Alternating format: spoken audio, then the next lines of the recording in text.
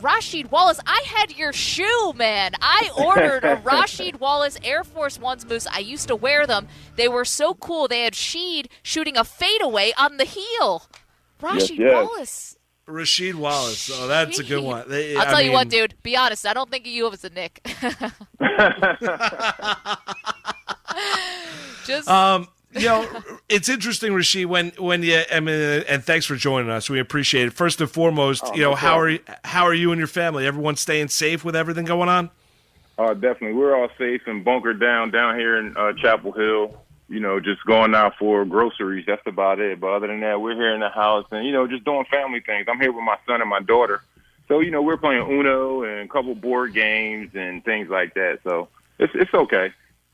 Rasheed Wallace is in his house playing Uno and board games with his kid. I'm going to be honest, Sheed, watching you, being a fan of yours from afar for so long, the fact that you're in coaching, the fact that you're now this family guy, like I can't claim to know you at all, but it just seems like a 180 from where you were in Portland. Am I wrong about that? Yeah, pretty much. I mean, I've always been a family man. I started my family young. Ever since I came into the league, I've been building my family up. I have 4 kids. My oldest kid, he'll be 34. My middle son, he'll be 25. My youngest son, he just turned 23. And my daughter just turned 16. So I started early with my family, and that's why I've always been a private person, because during the season, no matter if I was playing in Portland or in Detroit, I'm playing for about at least 8-9 months out of the year. So I figured those 3 months, whenever the season is over and, you got July and August, that's family time. To me, that was always their time. I never tried to do no NBA things in the summertime, because I knew that's their time. I did enough of that during the season. So with me being here at home with my kids, it's nothing new, but I love it though, man. It's just bringing us closer together, especially with this pandemic that's happening at the moment. Yeah, no doubt. And Rasheed, I'm sure you're watching The Last Dance like everyone else is, because there's not much else to watch in terms of sports. What's your take? First 6 episodes here. I mean, you being a Carolina guy, I mean, the minute you step on that campus, you know about Michael Jordan. So, what's your takeaway, and what have you taken away here from the first 6 episodes of this documentary? Well, for me personally, I knew most of the basketball things. I knew that Scottie was looking for a new contract. We knew the type of player that Michael was, and we knew Dennis Rodman's track record about how he got to the NBA with his hard work and everything. So those are things that I already knew. What I didn't know and surprised me was the fact that, okay, it was Jerry Krause who brought Tony Kukoc in there, and the whole disarray that Mike and Scottie, with being the 2 biggest stars for that team, for that franchise, were having beef with the front office, and it was just Jerry Krause. Now, that part I didn't know. I didn't know that it was almost like with the inner turmoil that Krause pretty much destroyed that team. And when he came out and said, I don't care if y'all win a championship or not, Phil Jackson is gone next year, that's personal. You know what I'm saying? That's a little personal right there. And it's unfortunate the man isn't here, to pretty much defend himself. Yeah, Sheed, Rasheed Wallace is the mystery guest today. I can't imagine in today's NBA, I mean, unless Jerry Krause was really just executing the orders of Jerry Reinsdorf, that a general manager would survive over 2 star players and a superstar coach who, don't like him. I can't imagine that happening today. Yeah, pretty much. I think what it was, in my opinion, it was him coming from a different sport. With you can't be that general manager or, that front office agent the same you can in football, baseball, or basketball. It's not the same. It's not the same. You handle it differently. When you're in baseball, you're dealing with so many players. You have over 20 guys on the team. And so now you can go ahead and go in and out like that. All right, I'm going to go ahead and get rid of y'all 2. Hey, bring me these other 2. Bring this lefty in here, and, so forth and so on. The same thing with football when you're dealing with 60-something players on a roster. Well, if you mess the game up, miss the field goal, or I don't like how you've been practicing, guess what I can do? Oh, you're out of here. You're out of here. And for the most part, with a lot of the money isn't guaranteed, but when you're with baseball and you come into basketball now, you can't manage it the same way because you're dealing with two totally different sports entities and you're dealing with two totally different styles of talent. Like you're dealing with the best basketball player at this time on earth. Get that man what he wants. Get Scottie what he wants. Pay them, man. They won all these championships for your franchise. Pay that man. No doubt. Wallace is joining us. Rasheed, personality-wise with Michael, right? We knew how driven he was. Have you ever, been around an individual, and certainly, you were strong-willed, strong-minded, great NBA player. Michael's personality. Is there been anyone that you've ever been around that's similar to what Michael was? Well, truth be told, I haven't been around Mike too much outside of the basketball court. Mainly the only time I've ever seen him for the most part and spoke to him was, in the back hallways of some NBA arenas. And it was just pleasantries and, how's your mom, how's your family, and vice versa, and boom, keep it moving. So I can't really say, like, with a lot of people saying that, Michael Jordan, he's a bad guy and this and that, I can't really give my opinion on it because the person that he is on the court is not the person that he is off of the court. It's almost like a Dr. Jekyll and Mr. Hyde. I'm at work. When I'm at work, right. Yeah, I'm not at work to be smiling and cheesing and ha and he. No, I'm here to do a job, no matter what. No matter if I'm smiling, no matter if the other team is smiling or having fun or not. I'm here to do a job. My job is to bust your ass. So how I am off of the court is different than how I am on the court. Rasheed Wallace is joining us. We should tell you guys, Bonzi Wells and Sheed have a new YouTube show. It's called Let's Get Technical. Very cute title. Yes. With new episodes every Friday at noon. So far, you guys have had Nate Burleson. You've had Steven Jackson, Damon Stoudemire, Donovan McNabb, which I'm sure is cool for you as a big Eagle fan. Michael Rappaport's always fun. You can follow Bonzi and Sheed on Twitter or on Instagram, Bonzi Sheed Tech, at Bonzi Sheed Tech. Rasheed Wallace is here. So, okay, you also get an interesting side of this because you go to Detroit, obviously. You're the finishing piece on that championship team. And, that team is remembered as like one of the, I would say like last great just like teams. You had superstars on that team. You were one of them. But it was just different because after that we saw, superstars teaming up and guys switching teams and dynasty being born. And, you had obviously the Heat with Miami, LeBron. You had the San Antonio Spurs and Golden State Warriors. And I'm kind of glossing over a little. But do you feel like that Detroit team just sort of stands out, the one where you won a championship, Rip Hamilton, Chauncey Billups? Do you guys feel like that stands out and is very unique to the last 20 years or so of the NBA? I think so. For the simple fact, we didn't get a chance to say where we were going. With a lot of the teams that you just mentioned, those guys, no matter if it was free agency or not, I guess with their star status with that certain ball club, they were able to dictate where they want to go. Well, for the most part, when I was in the NBA for a majority of my career, you won't go where you need to go because it was a different mindset. It's like, okay, I might not want to go play in Utah, but guess what I'm going to do? I'm going to go play in Utah because I got to feed my family. It's things I got to take care of, help people back in my community. So I'm going to go and sacrifice my happiness to play somewhere where I don't like or I don't want to play. Well, you had to. That was your job. We didn't get a chance to pick and say where we wanted to go and this and that. No, if you got traded there, then, hey, boom, you got traded. Hey, let's go.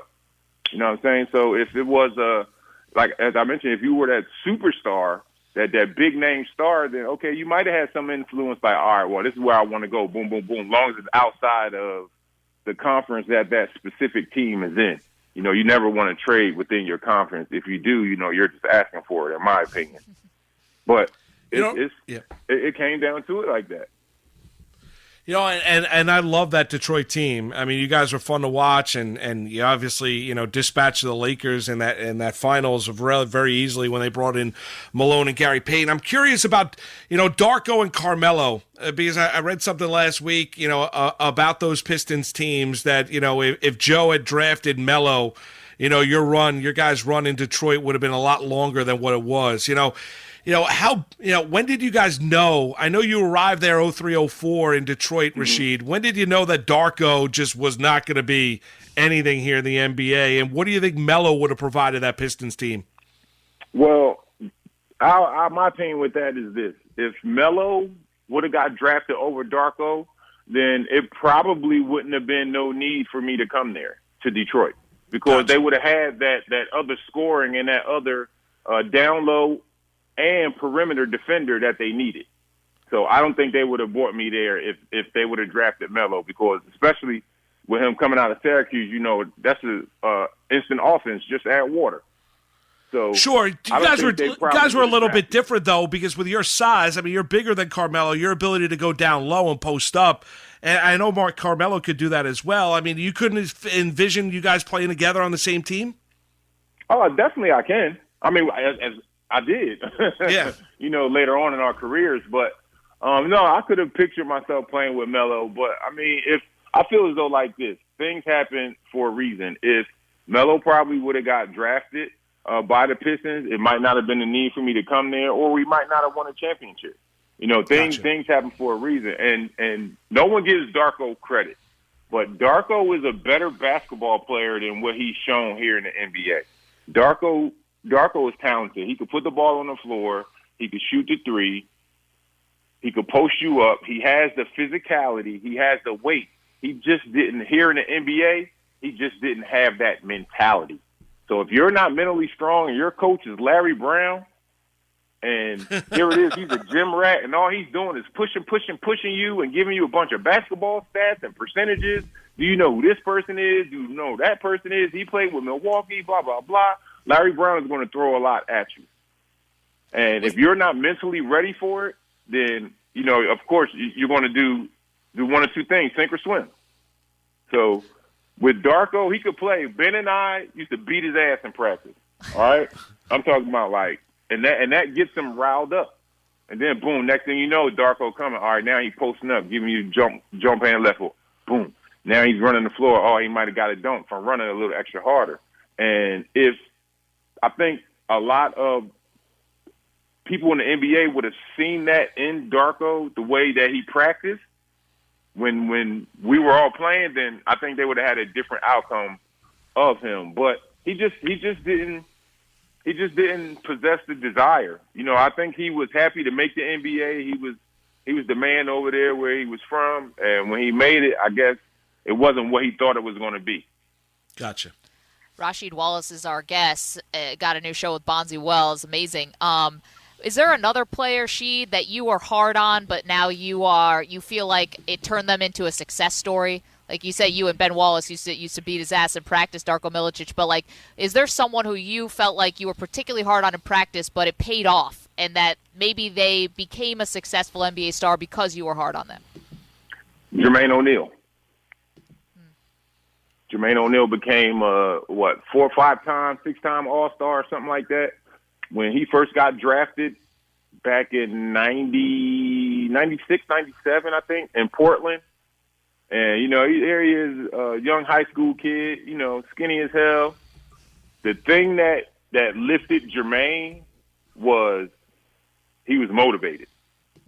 Even though he didn't have the muscle, he didn't have the weight, he didn't have the actual basketball knowledge, but he had motivation. And we used to beat his at myself, Gary Trent, Cliff Robinson, Brian Grant, Sabonis. We used to beat Jermaine ass. But then here you see Jermaine before practice in the weight room, come out, practice, doing the regular, rookie or first year guy things.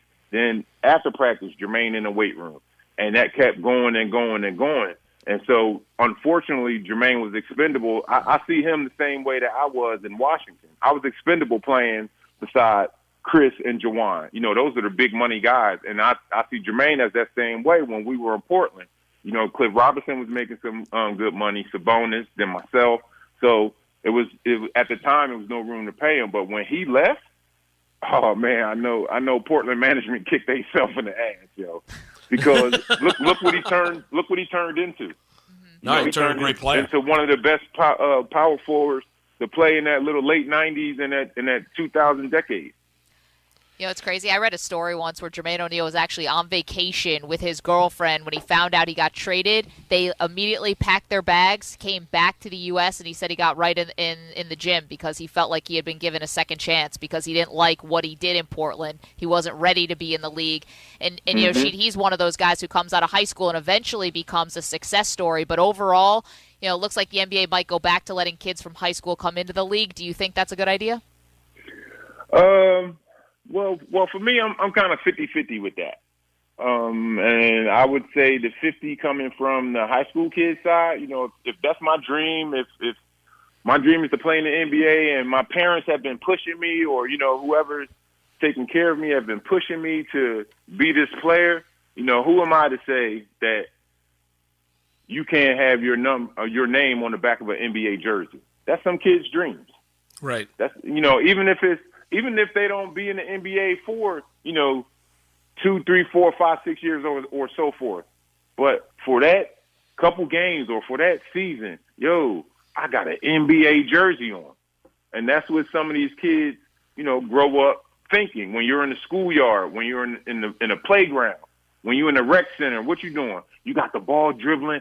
Oh, it's 3 seconds left in the championship. Wallace has the ball and puts the shot up, and the buzzer sounds. And then if you make it, we win the championship. And then if you miss it, oh, he got fouled. Yeah. So, you know, and here it is now. You're living that dream. Yeah. So from that standpoint of it, hey, I'm like, go for it. But from the other side of it, from the NBA being a business and the fact that you going out here, you dealing with grown-ass men who got kids your age, it's going to be hard. It's not going to be easy. Ain't nobody going to let no young punks come in here and dominate them or dunk on them or, you know, make a fool of them. No, I got kids your age. So it's a 50-50 thing I see with that. You know, Rasheed, here in New York, right? Lifelong Knicks fan I am, right? And, you know, it's not been good as of late, aside from, you know, a couple years here with Carmelo.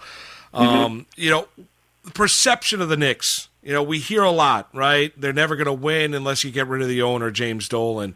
You know, your experience here in New York, even though it was brief, and the perception of the Knicks here around the NBA about maybe being a spot where guys would want to play.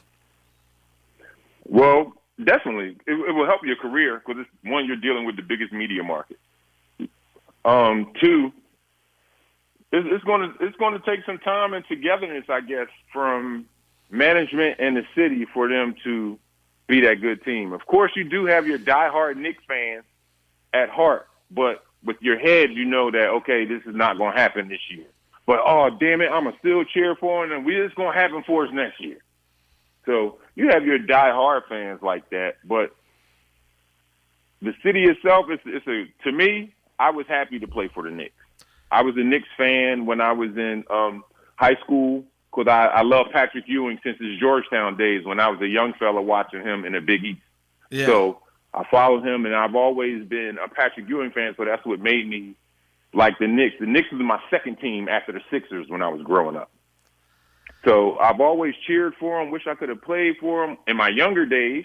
But when I had a chance to play for him, it's, you know, you kind of sort of feel, I guess, enlightened a little bit. And, yes, you know, the Knicks aren't a good basketball team, but still it's just the fact that you're playing for this organization and the rich history of this organization. It'll be the same as if you have a player who got traded to the Lakers. And with that rich history that organization has, you know, you feel pretty good with having that Knicks jersey on. And then for me personally, I didn't have no problem with Dolan. He pretty much, from what I saw, and there again, I'm on the outside looking in, from what I saw, he was giving us everything that we wanted and needed. You know, we were complaining about we didn't have Wi-Fi on the plane. So he was like, all right, and he came with a little thing, all right, y'all win these next, 4 out of 5 games or whatever, or y'all win this big game against so-and-so, then I'm going to get some Wi-Fi on the plane. And then, boom, we got Wi-Fi on the plane. And it's just the small things. But, I mean, I was happy when I played up there in New York. The people in the organization were good. I've met a lot of good people up there and still friends with them to this day. So, Rasheed, from your experience, everyone that looks at Dolan as being the problem, that the Knicks can't win as long as James Dolan is owning the team, you don't necessarily believe that? No, not really. Not really, because it's just a matter of who you put in place. You know, you can't win if you're changing your coach every year or every 2 years. You can't win if you only have that one player and you're not bringing no backup help in here for him. You're not bringing no bench in here for him. You can't win. That year that the Knicks made the championship, they had a solid team. Yeah. Solid team, solid coach. You know, they were respected at each position. So that's what it's going to have to get back to. You're going to have to be respected at each position, from the head coach, you know, your first 5 that you put out there, and the first 2, 3 that you bring off your bench. Guys are going to have to know who this is, who you are, what we're going to do. Rasheed Wallace is our guest. Guys, got to check out his new show with Bonzi Wells. They have a YouTube show called Let's Get Technical. New episodes come out every Friday at noon. Just a couple more for you, Rasheed, and this is awesome. Thank you so much for joining us. No problem. So, 4-time All-Star champion, who was the toughest player you ever went against? It's funny. I was just talking with a bunch of my buddies on a little video group chat the other day. And for me, as good as a player Shaq was, it wasn't Shaq. As good as a player Tim Duncan and KG were, it wasn't them. The one who gave me nightmares, for real, nightmares, and really had me discombobulated in my younger years was Terry Cummings. Wow, Really? He's a good player. Milwaukee, Yeah, 34. Sure. Man, Terry Cummings he had grown man with kids strength. And here as I mentioned a second ago, here I am. I'm this young hot boy coming out of Carolina, you know. I'm thinking I'm nice and this and that. Okay, I'm going to go out here, get some dunks and all of this. No, Terry Cummings wasn't going for none of that. It was like me catching the ball in a post and trying to back a wall down. I'm fighting and turning, trying to back him down, and I'm not making no progress whatsoever. All right, let me pass this ball, get this out of here. And then back down on the other end, here he is posting me up, and he just moving me like I got hot butter on my shoes and just sliding back. I'm like, oh, help, I need help. Like, man, Terry Cummings gave me nightmares. So the only thing, like for the first 2 games, when he was with Milwaukee, back with Milwaukee, I should say, to finish his career, the first 2 games, there was nothing I could do. Then I actually had to sit down, look at the tape, and look at how he was playing. Like, all right, I got him. I see his one weakness. And his weakness was I had to take advantage of his age. He couldn't run. He couldn't run as fast. So, boom, there it is. So that's how I got past that wall. But, yeah, man, Terry Cummings was the toughest I had to defend. Because he could do it all. He could shoot the jump shot. He could put it on the floor. He could post you up. Like, man, I wasn't ready for that at a young age like that. Who do you consider your biggest rival, Sheed? While I was in the league, I would have to say it was Jermaine ONeal, KG, and Tim Duncan. Those were the guys where, you know, when I was playing them, that night before, I'm going to go ahead and get some rest. Right. I ain't going to be out drinking as much, or, you know, I'm not going to be out in the bars or whatever. I'm going to go ahead and get some rest because I ain't trying to be made a fool of tomorrow on TV, on NBA Sundays. Yeah, Rasheed, I'm curious about your days in Portland, right? You know, and you know, you were a teammate of Scottie out there. You know, you guys were a talented group, you know, and fun group to watch. You know, had some battles in the playoffs as well. Do you look back, even with all the talent on that team, Rasheed? You look back, you were a champion in Detroit, of why that team was never able to get over the hurdle? I think if we would have had, you know, more consistency, bench consistency, we could have got it. It's just the fact that when it seemed to happen each time that we've had somewhat of a successful year in Portland, then, you know, they're trying to rearrange the lineups and do this and do that. And that's the type of things that set you back sometimes. You know, it could be a positive, but for us, for the most part, it was a negative because now, okay, you're bringing new guys in and out, and here it is. Not only do we have to get used to him with team chemistry, but he also has to get used to the plays and, you know, used to the direction of the coach and what we're doing. What did you take away from being a teammate of Scottie? He asked you about your relationship with Michael, but you played with Scottie out there in Portland. Now, he was in his mid-30s at that stage, 34, 35, but, you know, an iconic player. What did you take away from being his teammate? I would say the poise in the big games. In Portland, we could never get over that hump because of L.A. Kobe and Shaq, you know, they were definitely formidable opponents. And they are who they were. They're Hawks. So that was our only nemesis. But what I took away from being Scottie's teammate, I took to Detroit with me. Because now, okay, we're in the Eastern Conference Finals. Okay, they haven't been there before, but I've been to the Western Conference Finals. Right. So I kind of sort of felt as though I had maybe a little edge, and I shared that, you know, with my guys. I shared that with Ben. I shared that with Chauncey. You know, just sharing it with my guys, sharing the info of what Scottie was telling us. And that was mainly like, look, you still got to think of it as just a regular game, even though you're dealing with the conference finals or the finals. You got to look at it as a regular game and just go out there and do what you do. What do you play basketball? You can shoot, you can defend, you can, you know, post up, whatever. Do what you do. Don't dwell on or think about like, oh man, here it is, you know, game whatever in the conference finals or in the NBA finals. Man, oh yeah, man, I'm nervous. No, just go out there and do what you do. Do what you've been doing for the last regular season, 82 games. Rasheed, final one for me, and I can't wait to watch the YouTube show because you've been telling stories here, and it's been fantastic. Thank you so much for all the time. You come into the league in 95. You play your last game in 2013. That's a long time. It's a long career. Are there any what-ifs that maybe you have or moments where you know your career could have taken a different turn or something that maybe the public doesn't know about, like a major turning point in your career or a trade that may have not happened, anything that happened that you maybe it leads to a big what if from your career? I think for the most part with me, it would have to be that year with the Knicks. Because I say to myself, what if I didn't get hurt? What if I didn't break my foot? That's the last time the Knicks won 50-plus games. The last time the Knicks was in the playoffs, or being formidable playoff foes. And I say to myself, like, damn, look at that team we had. That was a hell of a team. Jason Kidd, Pablo Prigioni, Melo. You had J.R. Smith, who went on to Cleveland and won the championship. You know, Iman Shumpert, same thing. You know, Kenyon Martin, Kurt Thomas, Marcus Camby. That was a hell. Ronnie Brewer. That was a hell of a team that we had.